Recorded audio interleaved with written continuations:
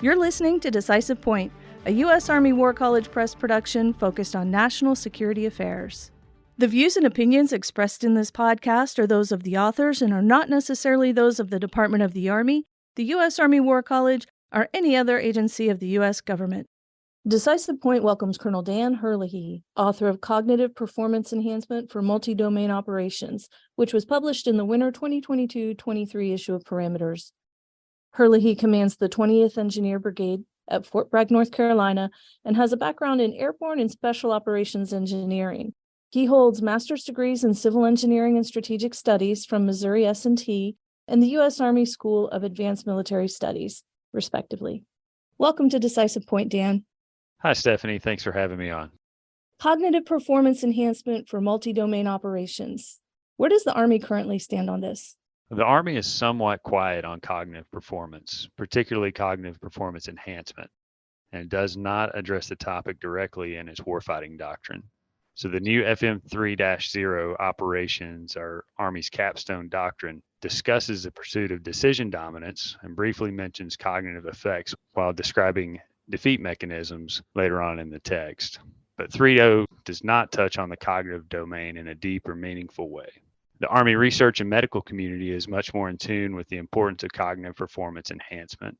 In fact, Army Futures Command, TRADOC, and the Army Resilience Directorate have a number of programs and initiatives aimed at exploring this concept. Many of these stakeholders played a part in the development and publication of FM 7-22, the Army's Health and Holistic Fitness Manual, and that does a much better job describing the cognitive domain and introducing the topic of cognitive enhancement. Even so, 7-22 describes cognitive skill as one of 5 factors associated with mental readiness and features as a far less prominent role in the writing than physical readiness does.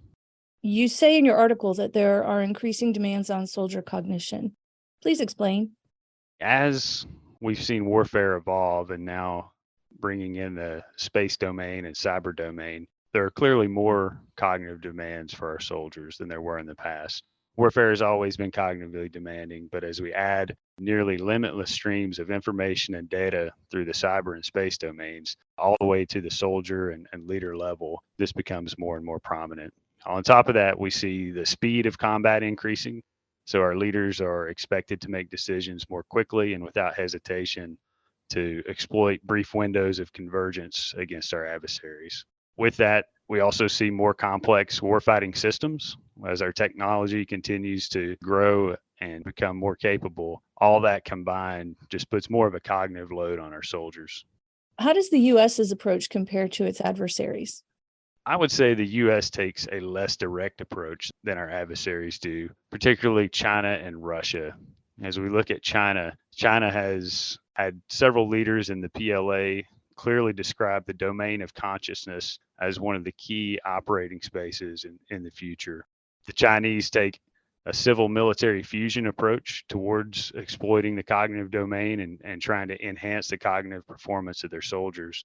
The Chinese are not bound by ethical constraints that we in the West impose on ourselves.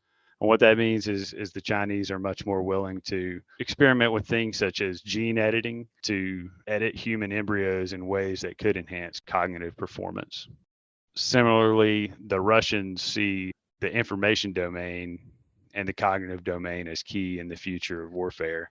And as we've seen in Ukraine, Russian disinformation is ubiquitous on the battlefield, and Russian leaders attempt to saturate the information space to confuse and slow the decision-making of their adversaries, which they do so with some success, as we've seen. What are your recommendations for the U.S. Army? My recommendations are that we must continue to pursue revolutionary advances in neuroscience and technology that are ongoing, and we must continue to do that in an ethical manner and not be tempted to veer from that to try to keep pace with our adversaries. But at the same time, we must also capitalize on practical near-term opportunities to improve individual soldier and cognitive performance. And that can be done through a number of ways that are outlined in the writing. Indirect approaches that affect our cognition through things such as talent management, dietary intervention, sleep modification, exercise, pharmacology, and other resilience training, or direct approaches that more immediately target the structural and functional mechanisms underlying our perception, cognition, and emotion. So we have to take an integrated approach to that across the .mil PF and ultimately drive towards a culture of cognitive performance enhancement across the Army. That means we have to leave behind some myths about multitasking, some myths about operating on little to no sleep, and really take a look at what the science says and make some simple modifications to the way we do business that can help us achieve higher potential in the cognitive domain. Give us your final thoughts on the topic before we go. I would just close with, while there's a lot of exciting research and technology emerging in the cognitive domain, we all have an opportunity to educate ourselves on the basics of brain function, how we think, how we decide, and in doing so, capitalize on some quick wins that are already available for us with modest investment, and we can set conditions for even greater advances in the future. And the great part about that is we can do so while keeping our values intact and not stepping into any ethical gray space, and continue to serve the way that we have and will continue to do so in the future. I'm curious, you're an engineer. What inspired you to write about this topic? That's a great question. I think for me, I've just always been fascinated with the way our mind works. And I had some exposure in the special operations community with the early days of what's now the Health and Holistic Fitness program. And in that, learned a little bit about cognitive performance and just see the huge amount of untapped potential that's there.